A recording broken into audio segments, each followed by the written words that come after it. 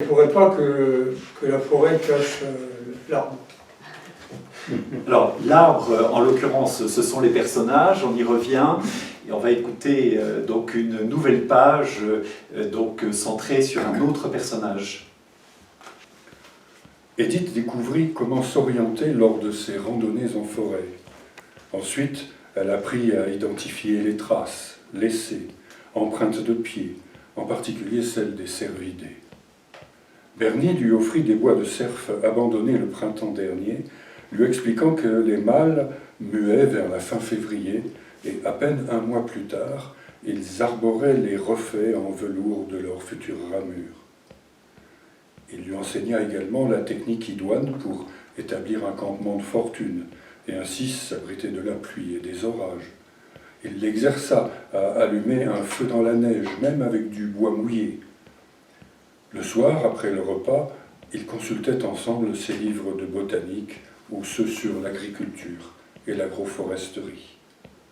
Bernie ne pouvait que se réjouir de sa soif d'apprendre, lui précisant néanmoins que le savoir, selon lui, ne constituait pas une science exacte, plutôt une expérience.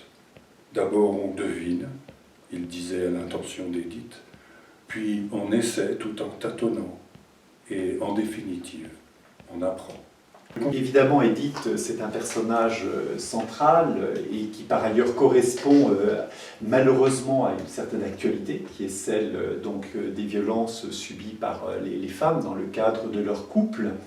Alors tu as souhaité mettre justement cette histoire, cette autre histoire au cœur de ton roman. Ça correspond à comment pourrais-je dire, à une attention particulière de ta part? C'est toujours pareil, c'est dans le contexte particulier du climat social de 2018, avec les gilets jaunes, avec donc un certain désenchantement, une certaine défiance qui s'installe, et puis tout s'accélère. Et on le voit bien depuis les événements, depuis 3 ans, on voit bien quand même. Et donc cette thématique avait sa place tout naturellement. Et puis ça m'intéressait d'avoir plusieurs niveaux de lecture dans le roman. Et donc je trouvais en contrepoint des drames qui pouvaient avoir affecté Sylvain, le jeune garagiste, et Bernie et sa femme. Je trouvais intéressant que là, on ne soit pas dans la douleur, mais dans la révolte. Dans le fait que ça aussi, ça participe à la fin d'une douleur qui n'est pas encore suffisamment prise en compte. Ça m'intéressait aussi de montrer que encore à l'heure actuelle, les femmes n'ont guère le choix et que c'est très compliqué d'avoir une démarche pour résister à cette emprise. Donc voilà, c'est une thématique de plus dans le roman. Il y a à l'évidence chez Edith, grâce à la rencontre avec Bernie, une renaissance. C'est-à-dire que c'est quelqu'un qui a subi la violence, c'est quelqu'un qui est poursuivi, mais finalement, la rencontre lui permet de passer à une autre dimension de sa vie.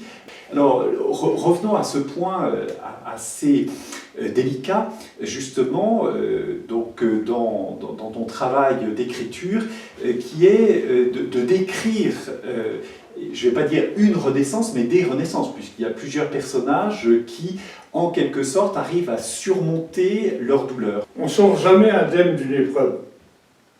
On en sort affaibli. L'idée importante dans le livre, c'est que on peut s'en sortir difficilement seul et que c'est au contact des autres et à la manière de la délicatesse qui peut s'échanger entre ces êtres que naît une douleur apaisée. Et donc une possibilité d'évoluer, de sortir peu à peu du tunnel. Donc c'est ce qui se passe, ces gens finissent par avoir une relation très, très délicate entre eux, qui fait que chacun à sa manière puise dans l'autre le courage et la volonté de continuer comme on fait tous dans la vie.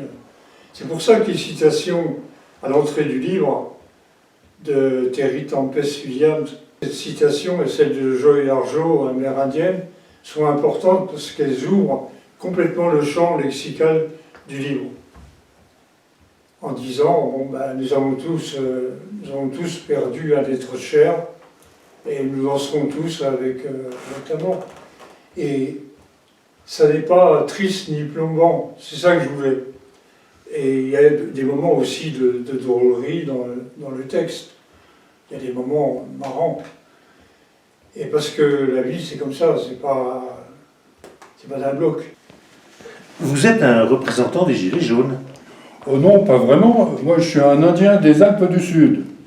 Et de quelle tribu? La tribu des Pieds-Paquets.